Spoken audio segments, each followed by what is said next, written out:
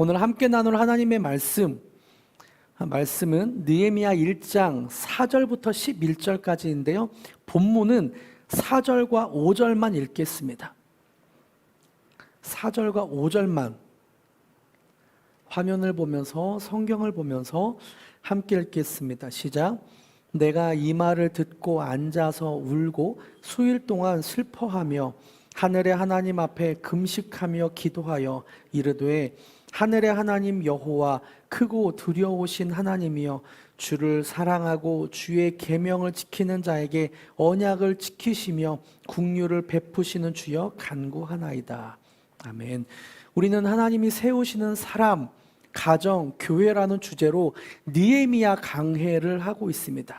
오늘은 느헤미야 1장 4절부터 11절까지를 본문으로 하나님을 향한 믿음이 있었던 느헤미야, 하나님을 향한 믿음이 있었던 느헤미야라는 제목의 말씀을 나누겠습니다. 오늘 말씀은 지난주일 말씀과 이어집니다. 그래서 지난주 설교를 잠깐 요약해서 말씀을 드리겠습니다. 남유다, 이스라엘 백성이 북이스라엘과 남유다로 이렇게 나뉘어지게 됐잖아요. 남유다는 바벨론에 의해 멸망당하고 그곳에 살던 왕과 귀족, 백성 모두 바벨론의 포로로 끌려갔습니다. 느헤미야의 할아버지도 바벨론의 포로로 끌려간 거죠. 이런 환경에서 태어난 느헤미야는 포로 3세였습니다. 마치 재미교포 3세가 영어가 익숙한 것처럼 느헤미야도 아마 포로 3세기 때문에 바벨론 말이나 아니면 바사제국, 페르시아 말이 더 익숙했을 것입니다. 그리고 재미교포 3세가 한국 문화보다 미국의 음식, 미국 음악, 미국의 옷 입는 스타일이나 미국 문화가 더 익숙한 것처럼 느헤미야도 바벨론에서 태어나 자란 것처럼 그런 바벨론이나 페르시아의 문화가 더 편했을 거예요. 이런 느헤미야에게 사촌동생 하나니가 예루살렘의 소식을 전해줍니다. 예루살렘 성벽이 회파되고 남유다 백성들이 큰 환난과 능욕을 받고 있다는 소식을 전해주죠. 이 소식을 들은 느헤미야의 반응이 4절에 나옵니다. 제가 읽어드립니다. 내가 이 말을 듣고 앉아서 울고 수일 동안 슬퍼하며 하늘의 하나님 앞에 금식하며 기도하여. 느헤미야는 예루살렘 성의 소식을 듣고 수일 동안 슬퍼하며 하나님 앞에 금식하며 기도합니다. 어찌 보면 느헤미야의 이런 반응이 조금은 의아하게 여겨지기도 합니다. 느헤미야는 조국에게 얻은 것이 별로 없어 보이거든요. 아니 오히려 포로로 태어나게 한 그런 조국에게 원망과 신세 한탄을 했어야 정상인 것 같아 보입니다. 포로로 태어나게 해준 조국에 뭐가 그리 감사하고 애틋하다고, 조국이 회파됐다고, 또 조국의 백성들이 그렇게 능욕당하고 있다고 울면서 수일 동안 금식하면서 기도할 일입니까? 하지만 느헤미야는 예루살렘 성이 회파되고 성에 살고 있는 사람들이 큰 환난과 능욕을 당하고 있다는 소식에 크게 울며 금식하며 기도까지 합니다. 느헤미야가 왜 이렇게 슬펐을까요? 예루살렘 성이 무너진 것과 그 성의 사람들이 뭐 대수라고, 그 능욕당하는 것이 뭐가 그렇게 마음이 아프고 슬프고 금식까지 할 정도로 그렇게 마음이 아팠을까요? 그 이유를 알기 위해서는 당시 유대인들이 생각했던 예루살렘 성의 의미를 알아야 합니다. 오늘날에도 그렇지만 당시 유대인들은 예루살렘 성을 아주 특별하게 생각했습니다.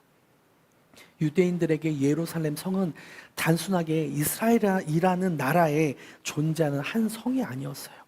하나님의 영광, 하나님의 임재가 있는 성전이 있고 또 유대민족의 조상인 아브라함과 모세, 여호수아에게 하나님이 직접 주신 땅인 거예요. 그 땅이 바로 예루살렘인 거죠. 이런 하나님의 성인 예루살렘이 회파되고 또 하나님의 백성인 그 예루살렘 백성들이 능욕을 당하고 있다는 것이에요. 느헤미야는 하나님을 믿었기 때문에 하나님의 성이 무너지고 하나님의 백성이 능욕받고 있다는 소식이 슬펐습니다. 느헤미야는 하나님을 믿었기 때문에 예루살렘 성의 소식을 듣고 마음이 아파서 금식하며 기도하고 있는 거죠. 느헤미야는 이런 슬픔을 가지고 자신이 믿고 있는 하나님께 기도합니다. 우리는 느헤미야가 했던 기도를 통해 느헤미야가 믿었던 하나님을 엿볼 수 있게 돼요. 저는 오늘 그래서 오늘 본문을 통해 느헤미야가 믿었던 하나님을 두 가지로 요약해서 말씀을 드리려고 합니다. 첫 번째는 느헤미야가 고백하고 있는 하늘의 하나님, 크고 두려우신 하나님이고, 두 번째는 주의 계명을 지키는 자에게 언약을 지키시며 긍휼을 베푸시는 하나님입니다. 오늘은 이 두 가지를 중심으로 말씀을 나누려고 합니다. 느헤미야가 믿었던 하나님이 과연 내가 믿고 있는 하나님인지를 돌아보며, 만약에 그렇지 않다면 정말 기도하며 나의 하나님을, 그러니까 느헤미야의 하나님을 나의 하나님으로 고백하는 저와 여러분이 되길 축복합니다. 먼저 느헤미야가 믿었던 하나님, 하늘의 하나님, 크고 두려우신 하나님을 살펴봅시다. 5절을 다시 한번 읽어볼까요? 같이 한번 읽겠습니다. 시작. 이르되 하늘의 하나님 여호와 크고 두려우신 하나님이여, 주를 사랑하고 주의 계명을 지키는 자에게 언약을 지키시며 긍휼을 베푸시는 주여 간구하나이다. 그 처음 부분에 뭐라고 되어 있나요? 하늘의 하나님 여호와 크고 두려우신 하나님이여. 느헤미야는 기도를 시작하면서 이런 하나님을 고백합니다. 하늘의 하나님 여호와 크고 두려우신 하나님이여. 가장 먼저 이 하나님을 고백하는 거죠. 하늘의 하나님, 그리고 크고 두려우신 하나님이라고 고백합니다. 느헤미야는 하늘의 하나님이신 여호와, 크고 두려우신 하나님을 믿었습니다. 느헤미야는 하나님이 하늘에 계셔서 우리의 모든 일거수일투족을 알고 개입하는 분으로 믿었습니다. 그래서 하나님은 초월하시는 분, 능력이 뛰어나시는 분, 우리의 이성과 판단과 생각으로는 감히 판단할 수 없는 크고 두려우신 하나님으로 믿었습니다. 이런 하나님을 고백하니까 느헤미야는 기도할 수 있는 거예요. 자신이 해결할 수 없는 문제 앞에 하늘에 계신 하나님 여호와, 우리 생각으로 감히 판단할 수 없는 크고 두려우신 하나님 앞에 그저 엎드려 기도할 수 있는 거죠. 여러분, 우리가 믿고 있는 하나님은 어떤 분입니까? 또 우리가 가슴 깊이 고백하고 있는 하나님은 어떤 분이세요? 아까 우리 찬양하는 시간에 고백했죠? 예수 주 승리하심 찬양해. 예수는 승리했대요. 예수 주 사랑 놀라와. 주님이 우리에게 사랑을 베푸신대요. 왜냐하면 예수 자유 주심 기뻐해. 예수님이 자유를 주셔서 기뻐한대요. 그리고 브릿지 부분에 어떻게 되나요? 주님의 성령 내 안에 계시니 담대히 주께 나아갈 담력을 얻었네. 주 임재 안에서 문제는 사라져 우리 마음 주께 향하네. 우리는 아까 우리가 믿는 하나님을 고백했습니다. 주 임재 안에서 문제는 사라져 우리 마음 주께 향합니다. 예수 주 승리하심 찬양해. 예수 주 사랑 놀라와. 예수 자유 주심 기뻐해. 생명을 주신 주님을 찬양합니다. 또 예배하는 이에게라는 찬양을 하면서 또 고백했죠. 주님만이 나를 아시네. 내 모든 삶 주가 만지시네. 주님 앞에 예배하는 이에게 큰 은혜를 부어주시리니 주님만이 온 땅의 소망, 내 삶 속의 유일한 자랑이라. 주님 앞에 기도하는 이에게 큰 은혜를 부어주시리. 왜요? 왜 주님이 우리에게 유일한 자랑이 되시나요? 후렴구에 고백하죠.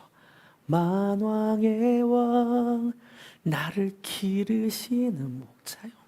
주님이 나의 왕이시니까, 나를 기르시는 목자가 되시니까 내 모든 삶 주가 다스리시니, 내 모든 삶을 주가 다스리시니까 그렇게 고백할 수 있는 거예요. 내 삶 속의 유일한 자랑은 하나님입니다. 내 삶의 유일한 자랑은 주님입니다. 주님이 나를 아시고 나를 만집니다. 이렇게 우리는 주님 앞에 고백했습니다.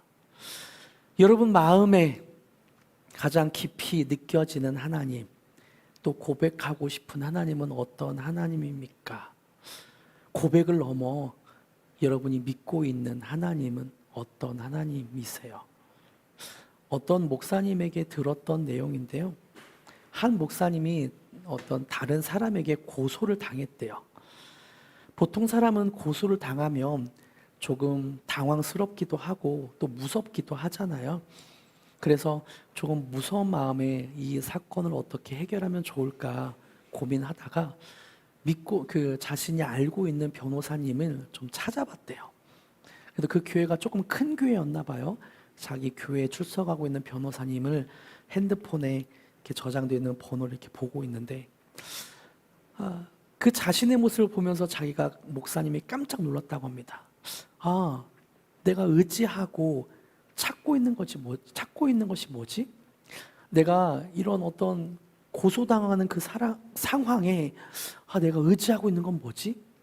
그러면서 핸드폰을 내려놓고 기도하기 시작했다고 합니다. 목사님은 고소당한 문제 앞에 자신을 도와줄 변호사를 찾던 것을 내려놓고 기도했던 거죠.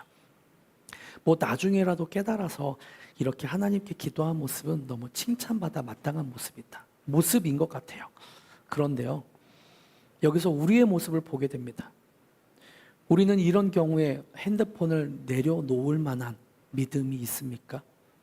하늘의 하나님 여호와, 크고 두려우신 하나님을 믿기 때문에 내가 해결하려는 모든 노력을 내려놓고 묵묵히 하나님 앞에 기도할 수 있는 용기가 있습니까? 혹시 인생의 문제 앞에 자연스레 내가 할 수 있는 방법들을 막 찾아가면서 핸드폰에 저장되어 있는 사람들을 찾고 또 내가 해결할 수 있는 방법들을 막 메모하고 그러고 있진 않습니까? 어떤 분들은 어려운 일이 생기면 자신이 동원할 수 있는 모든 방법을 다 해보고 아무것도 안 될 때, 결국 아무것도 안 될 때 하나님을 찾는 것 같아요. 내가 할 수 있는 모든 것을 다 해보고 결국 실패하면 그때서야 하나님을 기억하는 것 같습니다. 여러분, 기도는 마지막 한 가닥의 희망을 거는 최후의 수단이 아니라 우리가 가장 먼저 해야 될 최선의 방책입니다. 중요한 문장이라 다시 한번 말씀드릴게요. 기도는 마지막 한 가닥의 희망을 거는 최후의 수단이 아니라 가장 먼저 해야 될 최상의 방책입니다. 느헤미야는 예루살렘에 관한 슬픈 소식을 듣자 자기 핸드폰에 저장되어 있는 정치인의 어떤 이름을 찾지 않았어요. 느헤미야는 예루살렘의 소식을 듣자 거기 총독이 누구지? 그 주변 이웃나라의 총독이 누구지? 자신의 권위를 이용해서 어떻게 해결할까를 고민하지 않았습니다. 느헤미야는 예루살렘 성의 슬픈 소식을 듣자 최상의 방책인 하나님께 기도했습니다. 느헤미야는 자기 힘으로 할 수 있는 것을 찾기보다 하늘의 하나님, 크고 두려우신 하나님께 기도하고 있습니다. 느헤미야가 믿었던 하나님은 하늘의 하나님 여호와, 크고 두려우신 하나님입니다. 그리고 느헤미야가 믿었던 하나님 두 번째가 또 5절에 나옵니다. 5절을 다시 한번 읽어볼까요?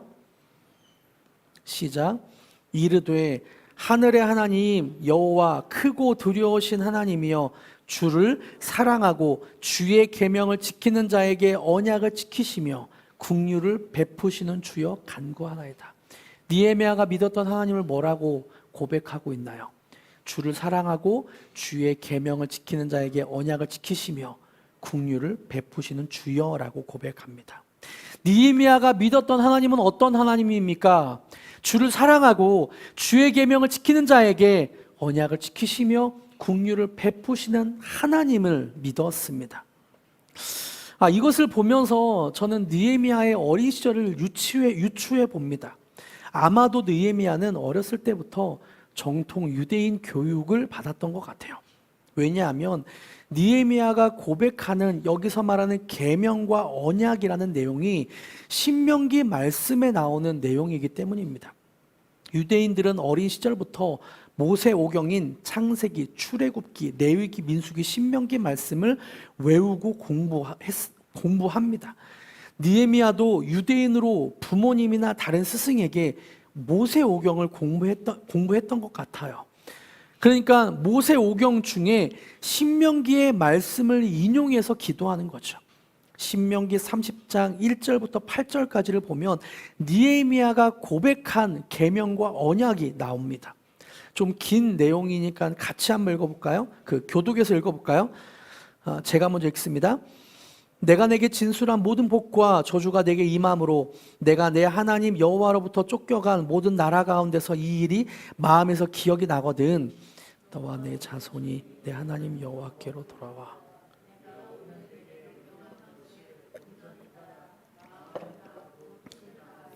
여호와의 말씀을 청종하라. 내 하나님 여호와께서 마음을 돌이키시고 너를 긍휼히 여기사 포로에서 돌아오게 하시되 내 하나님 여호와께서 흩으신 그 모든 백성 중에서 너를 모으시리니 내 쫓겨간 자들이 하늘가에 있을지라도 내 하나님 여호와께서 거기서 너를 모으실 것이며 거기서부터 너를 이끄실 것이라. 내 하나님 여호와께서 너를 내 조상들이 차지한 땅으로 돌아오게 하사 내게 다시 그것을 차지하게 하실 것이며 여호와께서 또 내게 선을 행하사 너를 내 조상들보다 더 번성하게 하실 것이며 내 하나님 여호와께서 내 마음과 내 자손의 마음에 할례를 베푸사 너로 마음을 다하며 뜻을 다하여 내 하나님 여호와를 사랑하게 하사 너로 생명을 얻게. 내 하나님 여호와께서 내 적군과 너를 미워하고 핍박하던 자에게 이 모든 저주를 내리게 하시리니 너는 돌아와 다시 여호와의 말씀을 청종하고 내가 오늘 내게 명령하는 그 모든 명령을 행할 것이라. 느헤미야는 자신이 포로로 생활하고 있는 것이 어떤 단순하게 나라가 힘이 약해서나 자신의 능력이 부족해서라고 생각하지 않아요. 하나님의 계명을 지키지 않았기 때문이라고 믿고 있습니다. 하나님이 계명을 지키지 않았기 때문에 유대민족이 포로가 되었다고 믿었던 것 같아요. 그리고 유대민족이 포로에서 해방되기 위해서는 군사력을 키우고 정치와 외교를 잘하는 정치 지도자가 나타나야 된다는 믿음이 아니라 하나님이 포로에서 돌아오게 하실 것이고 모으실 것이라는 것을 믿었습니다. 신명기 30장 3절과 4절을 다시 한번 보세요. 내 하나님 여호와께서 마음을 돌이키시고 너를 긍휼히 여기사 포로에서 돌아오게 하시되 내 하나님 여호와께서 흩으신 그 모든 백성 중에서 너를 모으시리니 내 쫓겨간 자들이 하늘가에 있을지라도 내 하나님 여호와께서 거기서 너를 모으실 것이며 거기서부터 너를 이끄실 것이라. 신명기의 말씀을 믿었던 느헤미야는 느헤미야 1장 8절과 9절에서도 똑같이 고백하죠. 같이 한번 읽어볼까요? 시작. 옛적에 주께서 주의 종 모세에게 명령하여 이르시되 만일 너희가 범죄하면 내가 너희를 여러 나라 가운데 흩을 것이요 만일 내게로 돌아오면 내 계명을 지켜 행하면 너희 쫓긴 자가 하늘 끝에 있을지라도 내가 거기서부터 그들을 모아 내 이름을 두려고 택한 곳에 돌아오게 하리라 하신 말씀을 이제 청하건대 기억하옵소서. 신명기의 말씀을 그대로 말하면서 자신이 믿고 있는 하나님 앞에 하나님 긍휼을 베푸사 언약을 지키시옵소서. 긍휼을 베푸사 우리 민족이 다시 하나님이 택한 그 땅, 하나님이 택한 곳으로 돌아오게 하시옵소서 기도하고 있는 거죠. 느헤미야는 하나님의 말씀을 믿었습니다. 자신이 포로가 된 것이 단순하게 나라가 약해서가 아니라 자기에게 능력이나 실력, 힘이 없어서가 아닌 것을 믿었어요. 자기와 조상들의 죄가 하나님 앞에 상달되었고 그 죄로 인해 흩어지게 되었다. 포로로 끌려가게 되었다. 자기의 인생은 하나님이 그렇게 만드셨다라는 것을 믿었습니다. 이것을 신앙 용어로는 하나님의 주권을 믿는다고 표현합니다. 느헤미야는 하나님의 주권을 믿었습니다. 자기 인생이 자기가 포로가 된 것이 어떤 우연에 의해 이렇게 이루어진 것이 아니라 하나님의 주권이었다고 믿었습니다. 느헤미야는 하나님의 주권을 믿고 하나님의 눈으로 자신의 상황과 역사를 해석하기 시작합니다. 그리고 하나님이 이제 하나님의 백성을 모아서 하나님이 택한 땅인 예루살렘으로 돌아가게 하실 것을 믿었습니다. 그러니까 기도하는 거죠. 그리고 그 기도하면서 하나님 앞에 자기를 그렇게 사용해 달라고 비전의 사람으로 하나님 앞에 나아가는 거죠. 느헤미야는 자기의 인생을 자기 눈으로 해석하는 것이 아니라 하나님의 눈으로 해석하자 긍휼의 눈물, 자비와 사랑의 눈물이 나오게 되고, 그리고 예루살렘 성을 회복할, 재건할 그런 비전의 사람으로 다시 태어나게 된 것입니다. 느헤미야와 같이 하나님의 주권을 믿는 사람은 하나님의 눈으로 역사를 해석합니다. 이스라엘 역사뿐만 아니라 자신의 인생 또한 내 인생이 하나님의 주권이다, 하나님이 나를 다스리신다, 내가 지금 이 처지, 이 형편이 된 것은 내가 실력이 부족해서나 내 능력이 부족해서가 아니라 하나님이 이끄셨다라고 믿는 사람은 하나님의 눈으로 내 인생을 해석할 거예요. 내가 지금 이 처지인 것은 나의 실력이나 능력이 부족하기 때문이라고 말하는 것이, 부족하기 때문이라고 신세 한탄하는 것이 아니라, 원망하는 것이 아니라, 주변 여건을 원망하는 것이 아니라 하나님이 주권이라고 믿는 사람은 하나님의 눈으로 자기 인생을 해석할 것입니다. 사랑하는 여러분, 제가 설교할 때 사랑한다는 표현을 잘 안 하는데요, 정말 사랑하는 마음으로 조심스럽게 권면합니다. 지금 자신이 처해 있는 자기 처지나 신세를 남 탓하지 말길 정말 바랍니다. 그리고 자신의 신세를 나의 잘못이나 나의 실력이 부족해서라고도 여기지 마시길 정말 바랍니다. 느헤미야의 하나님이 나의 하나님이라고 믿는다면, 나의 모든 상황은 하나님의 능력 안에 있다고 믿는다면, 하나님의 주권이라고 믿는다면 하나님의 눈으로 나의 상황을 해석하시길 바랍니다. 그리고 하나님의 눈으로 본 나의 상황에서 하나님의 뜻을 발견하고 한번 순종해 봅시다. 하나님의 뜻을 순종해 봅시다. 사실 우리 인생에서 힘든 순간이 올 때에는 하나님의 주권을 인정하기가 조금 어려운 것 같아요. 고통에 눈이 어두워서 하나님의 구원의 손이 어디 있습니까? 하나님이 나를 어디로 인도하고 있는 겁니까? 라고 하면서 하나님의 주권을 인정하기가 조금 어려워 보입니다. 자신의 고통을 하나님의 눈으로 해석하기가 쉽지 않아 보이죠. 내 인생이 그리고 이렇게 계속 실패된 인생이 될까봐 두려운 마음까지 생기는 것 같습니다. 박영선 목사님의 하나님의 열심이라는 책에서는 이렇게 힘든 인생이 찾아왔을 때 하나님의 주권을 인정하기가 힘들고, 또 자기 인생을 하나님의 눈으로 해석하기 쉽지 않아 보이는 사람을 위해 이런 말을 전합니다. 같이 한번 읽어볼까요? 시작. 하나님이 사람을 평생 훈련하시고 연단하시는 목적이 무엇일까요? 그 목적은 하나님이 누구신가를 알게 하는 데 있습니다. 하나님이 사람을 평생 훈련하시고 연단하시는 목적이 무엇일까?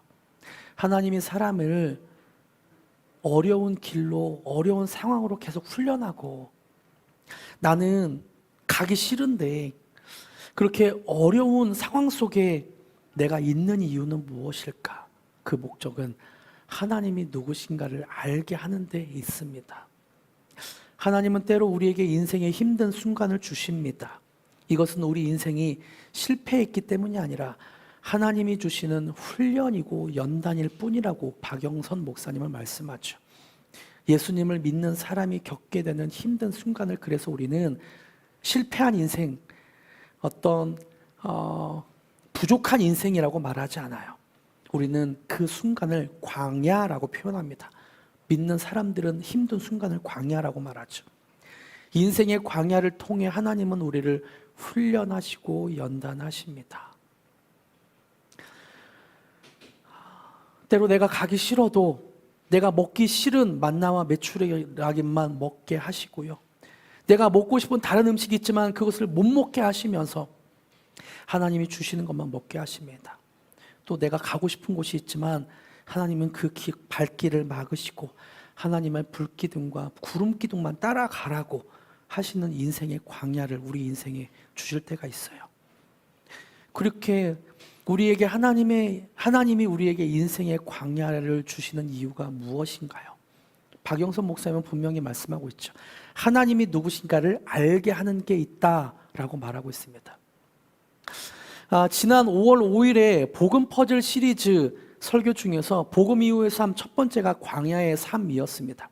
광야의 삶에 대해 제가 5월 5일 날 말씀을 드렸죠. 하나님이 이스라엘 백성에게 광야를 주셨던 이유를 저는 두 가지로 설명을 드렸습니다.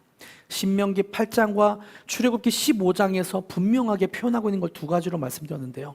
하나님 우리 인생에 광야를 주시는 이유 첫 번째, 신명기 8장 2절, 내 하나님 여호와께서 이 40년 동안에 내게 광야 길을 걷게 하신 것을 기억하라. 이는 너를 낮추시며. 하나님이 우리에게 광야 길을 걷게 하시는 이유는 이는 너를 낮추시며, 그리고 우리 마음이 낮아져서 너를 시험하사 너의 마음이 어떠한지, 그리고 낮아진 마음으로 하나님의 명령을 지키게 하기 위해서 하나님은 우리를 광야로 내모십니다. 우리의 마음을 낮추시기 위해 하나님의 명령을 지킬 만한 낮아진 마음을 갖게 하시려고 우리를 인생의 광야로 내모십니다. 돈의 광야, 사람과의 관계에 대한 광야, 건강이라는 광야, 어려운 환경을 만나는 광야 등등. 하나님은 이런 광야를 통해 우리에게 가르쳐주고 싶은 것이 있어요. 인생은 내 힘으로 살아가는 게 아니구나. 내 노력으로 인생을 살아가는 것 같지만 내 노력만으로는, 내 능력만으로는 살아갈 수가 없구나. 내 인생의 주인은 하나님이구나.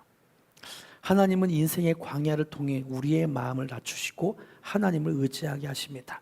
나의 노력이나 실력으로 살아가던 마음을 낮추시고 하나님의 능력으로 살아가게 하기 위해 인생의 광야를 내모시죠.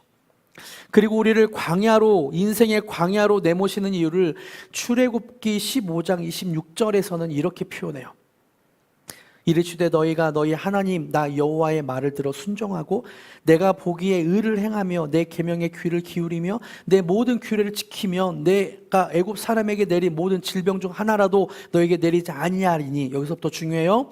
나는 너희를 치료하는 여호와임이라.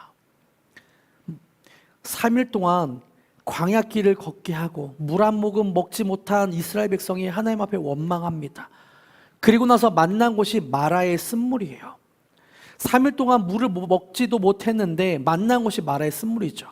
얼마나 하나님을 원망했을까요? 그때 하나님은 마라의 쓴물을 먹고 배탈 난, 배가 아픈 그 백성들에게 말하고 있는 거예요. 내가 너희를 치료하는 여호와임이라. 내가 너희를 치료하는 여호와임이라. 너희는 물을 의지하지 마라. 또 약을 의지하지 마라. 내가 물을 치료할 것이고 너희의 아픈 것들을 치료할 것이다 라고 하나님은 말씀하시는 거죠. 하나님은 광야 초입에서 치료하는 여호와임을 이스라엘 백성에게 경험하게 하십니다. 마라의 쓴물을 통해서 아팠던 사람을 고치고 상한 물을 고치고 너희를 먹이는 것은 물이 아니다. 너희를 고치는 것은 약이 아니다. 나는 너희를 치료하는 여호와입니다. 라는 것을 가르쳐 주십니다. 마찬가지로 하나님은 인생의 광야에서 나의 인생을 도와주는 것은 돈이나 나와 친한 사람 또는 좋은 환경이나 건강이 아니라 나를 인도하는 것은 하나님이구나. 나는 너희를 치료하는 여호와입니다. 나는 너희를 기르시는 목자이다.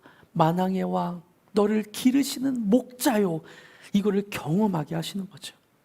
불기둥과 구름기둥으로 인도하시고 만나와 메추라기로 먹이시는 하나님을 경험하게 하기 위해서 우리를 인생의 광야로 내모십니다. 말씀을 맺겠습니다. 오늘은 느헤미야가 했던 기도를 통해 느헤미야가 믿었던 하나님은 어떤 분인지에 대해 말씀을 나누었습니다. 여러분 이런 하나님을 믿으십니까? 느헤미야가 고백하니 하나님을 믿으십니까? 여러분 믿음이 무엇일까요? 믿음은 내가 믿습니다. 내가 믿습니다 라고 하는 자기 확신이 아닙니다. 또 믿음은 내가 의지적으로 노력해서 내가 믿을 거야, 믿음을 성취할 거야, 내가 믿음에 다다를 거야 라고 하는 어떤 성취도 아니에요. 믿음은 또 앞으로 좋은 일이 있을 겁니다. 믿음은 내가 잘 될 겁니다 라는 자기 암시나 어떤 적극적인 사고, 또 긍정적인 생각이 믿음이 아닙니다. 이런 믿음들은 언젠가는 흔들리게 돼 있어요. 믿음은 내가 믿는 것이 아니라 하나님의 어떤 다른 힘에 의해 믿음이 주어지게 되는 것입니다. 히브리서 12장 2절에서는 이런 믿음을 잘 설명해 주고 있는데요. 같이 한번 읽어볼까요? 제가 읽어드립니다. 화면이 준비가 안 됐다고 하네요. 믿음의 주요 또 온전하게 하시는 이인 예수를 바라보자. 믿음의 뭐라고요? 주요. 믿음의 주인이 누구라고요? 온전하게 하시는 이인 예수를 바라보자. 믿음의 주요 또 온전하게 하시는 이인 예수를 바라보자. 히브리서는 믿음의 주인이 바로 예수님이라고 말씀합니다. 우리 믿음의 대상은 오직 예수 그리스도 존재 자체라는 것을 말씀해 줍니다. 그래서 믿음은 상황에 대한 것이 아닙니다. 앞으로 좋아질 것입니다. 다 잘 될 것입니다. 이런 상황에 대한 게 아니란 거예요. 믿음은 존재에 대한 것입니다. 나의 상황이 좋아질 것입니다가 믿음이 아니라 나의 상황은 나아질 것입니다 라고 생각하는 것이 믿음이 아니라 예수 그리스도 그 존재 자체를 믿는 것. 하나님, 크고 두려우신 하나님, 그리고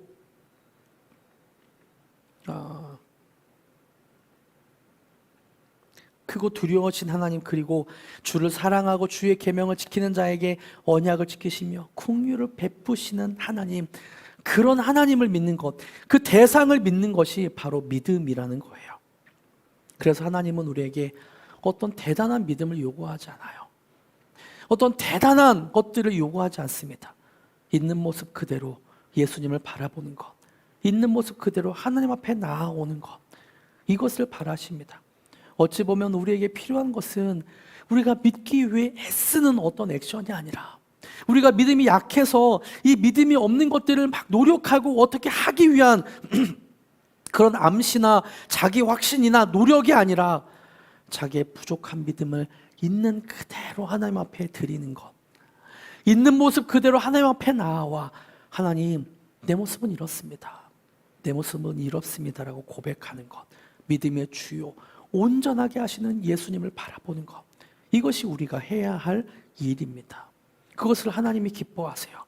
이렇게 하나님 앞에 나아갈 때, 믿음의 주요 온전하게 하시는 예수님을 바라볼 때 하나님이 우리를 믿음으로 더 성장하게 하실 것입니다. 우리를 인생의 광야를 통해서 크고 두려우신 하나님, 언약을 지키시며 긍휼을 베푸시는 그 하나님을 경험하게 하실 것입니다. 아까 함께 고백했던 예배하는 이 얘기를 다시 한번 고백하고 싶어요. 우리의 하나님이 누구신가? 우리가 믿는 하나님이 누구신가? 이 곡을 찬양하시면서 그 하나님을 마음으로부터 고백합시다.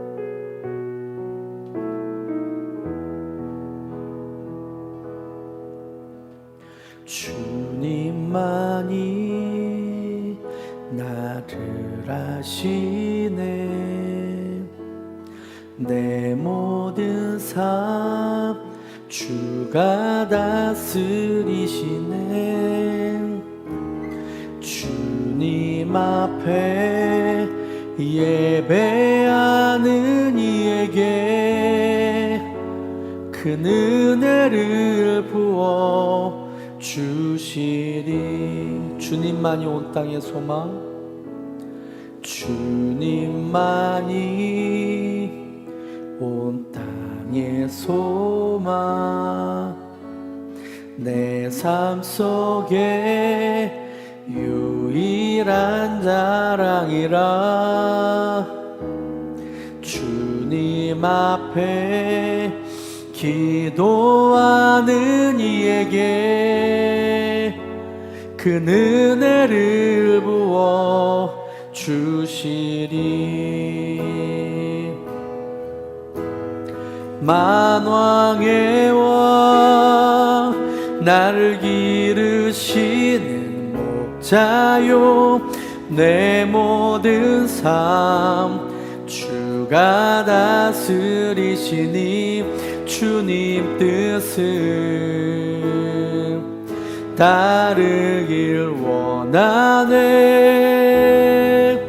오 주 한 분만 바라네. 만왕의 왕 만왕의 왕 나를 기르시는 목자요 내 모든 삶 주가 다스리시니 주님 뜻을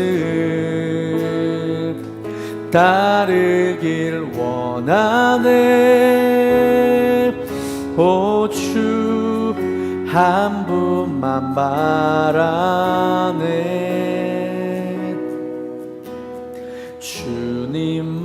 주님만이 나를 아시네.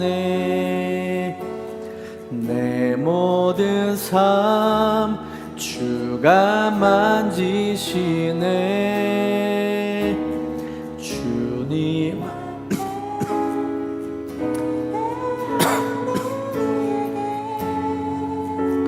그 은혜를 부어 다시 한번 1절로 고백합니다. 주님만이 나를 아시네. 주님만이 나를 아시네. 내 삶 속에 주가 만지시네. 주님 앞에 예배하는 이에게 그 은혜를 부어 2절로 또 고백합니다. 주님만이 온 땅의 소망 주님만이 온 땅의 소망 내 삶 속에 유일한 자랑이라. 주님 앞에 기도하는 이에게 그 은혜를 부어 주시리. 만왕의 왕 나를 기르시는 목자요 내 모든 삶 주가 다스리시니 주님 뜻을 따르길 원하네. 오 주 한 분만 바라. 만왕의 왕 만왕의 왕 나를 기르시는 목자요 내 모든 삶 주가 다스리시니 주님 뜻을 따르길 원하네. 오 주 한 분만 바라네.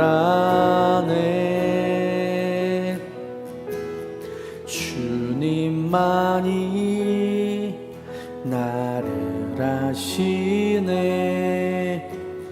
내 모든 삶 주가 만지시네.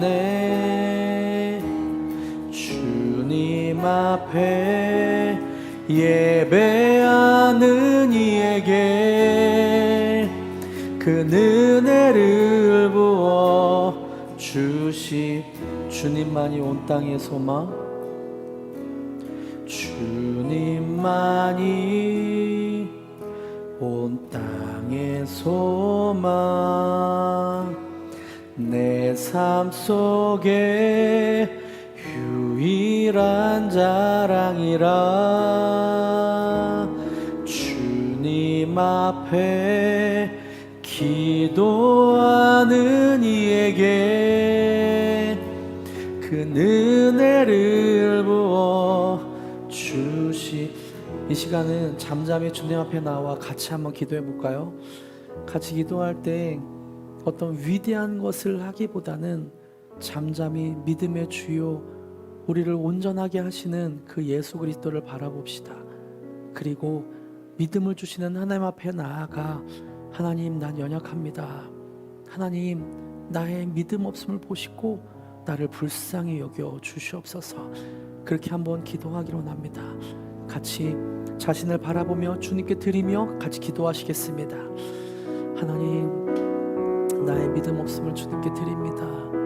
주님, 하나님의 주권을 인정하기 싫었고 하나님의 눈으로 내 인생을 해석하기 싫었던, 그리고 하나님 앞에 먼저 기도하기보다 내가 해결할 수 있는 방법들을 찾았던 저를 주님 앞에 드립니다. 하나님, 믿음의 주요 온전케 하시는 주님을 바라봅니다.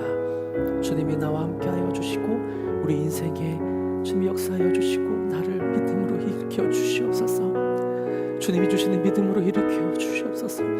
그래서 이제 하나님의 주권이 믿어지기 시작하고 하나님이 주시는 그 주권이 내 인생으로, 내 주권으로 내 인생이 해석되기 시작하게 하여 주시옵소서. 주님, 우리를 도와주시옵소서. 하나님, 우리가 주님 앞에 기도했습니다. 내 인생이 주님의 주권, 내 인생이 이런 것이 주님의 주권인 것을 인정되게 하여 주시옵소서. 그리고 하나님의 눈으로 해석될 수 있도록 주님, 주님의 믿음을 허락하여 주시옵소서. 믿음의 주요 온전케 하시는 그 예수님을 바라봅니다.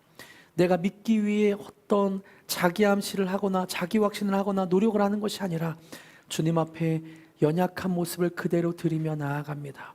주님이 함께하여 주시고 우리의 연약함 가운데 역사하여 주시옵소서. 주님을 향한 믿음이 더 커갈 수 있도록 허락하여 주시옵소서.